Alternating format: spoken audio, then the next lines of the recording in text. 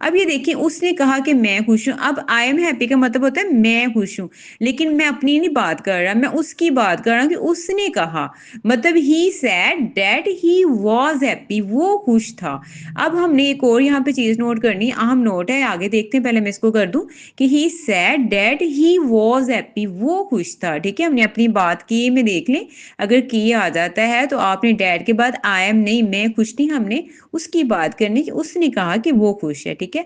अब देखिए लफ़्ज़ के बाद सादा जुमला है, सादा था ना आई एम सिंपल ये था सेंटेंस आई एम हैप्पी, तो दैट के लगा दिया आपने। अब ये देखिए प्रिंसिपल क्लॉज़ क्या होता है? प्रिंसिपल क्या होता है? जो बड़ा होता है, मतलब जो पहले आता है, ही सेड आपका प्रिंसिपल क्लॉज़ है। ऐसे मैंने क्लॉज़ेस डिटेल के साथ करवाए हुए हैं, आप हमारा लेसन चेक कर सकते हैं, लेकिन यहाँ पे मैं गाइड ज़रूर करूँगी आपको। अगर पास्ट टेंस में होगा ही सेड, देखिए सेकंड फॉर्म है, सेकंड फॉर्म आपको पता है सिंपल पास्ट में है, तो हम क्या करेंगे, जो बाकी हिस्सा है उसे भी पास्ट में ही चेंज करेंगे। और प्रोनाउन का ख्याल रखें, क्योंकि आई यहाँ पे नहीं प्रोनाउन यूज होगा, यहाँ पे ही के अकॉर्डिंग जो हमारे पास प्रिंसिपल क्लॉज में उसके अकॉर्डिंग चेंज होगा, यानी कि he said that he was happy.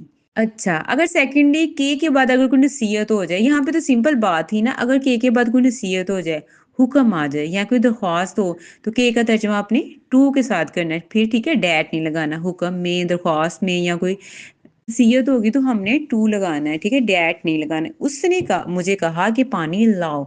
अभी देखिए कोई चीज मंगवा रहे हैं ना, तो हुक्म कर रहे हैं।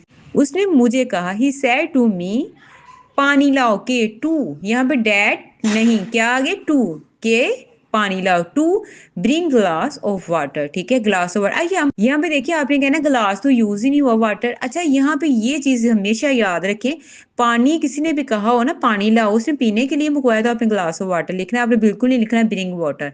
ये चीज आप, ये बहुत मिस्टेक हो जाती है, ये बिल्कुल आपने मिस्टेक नहीं करनी, यानी कि लास्ट में ही साथ आपने ग्लास लगा देना है, ठीक है, तो बिल्कुल ब्रिंग वाटर नहीं, ये नहीं आपने करना, ठीक है, क्लियर है आपको? इसका थर्ड रूल देखिए, अगर के बाद सवालिया सेंटेंस ये जुमला आ जाए, तो सवालिया फिक्रे को वैसे ही लिख दें, और ये जो के आने से को इग्नोर कर दें, नजरअंदाज कर दें, समझ ले है ही नहीं है। मैंने उससे पूछा कि वो कहाँ रहता है, I asked him where he lived, ठीक है। अब यहाँ पे देखे ना टू है ना कुछ भी नहीं, अगर आपके पास वेयर आ जाए ना सेंटेंस के अंदर, जुमले के अंदर, कि वो कहाँ रहता है, तो फिर वेयर के साथ ना टू लगाए ना डैट, कुछ भी नहीं लगाए, सिंपल वेयर ही लिव्ड, और क्वेश्चन मार्क आपने लास्ट में लगाना। ये ना सोचे कि स्टार्ट नहीं सेंटेंस हो रहा तो हम क्यों लगाएं, बिल्कुल ये नहीं, क्योंकि दरमियान में के आ गया है, के आ गया, क्या आ गया, के।